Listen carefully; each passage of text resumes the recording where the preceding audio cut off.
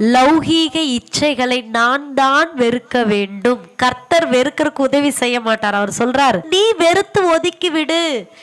லௌகீக இச்சைகளை வெறுக்க வேண்டியது உன்னுடைய கையில் இருக்கிறது, அது என்னுடைய கையிலே இல்ல.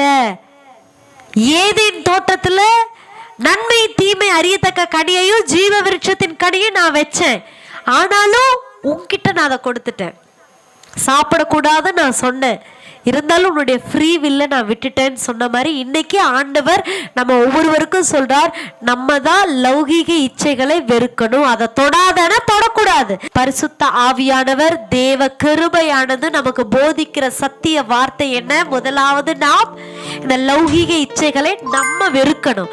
ரெண்டாவது, தேவ பக்திக்கு ஏற்ற வகையில நம்ம வாழணும். மூன்றாவதான காரியம், எதிர்நோக்க வேண்டும் அவருடைய வருகையை. ஆமென். ஹல்லேலூயா.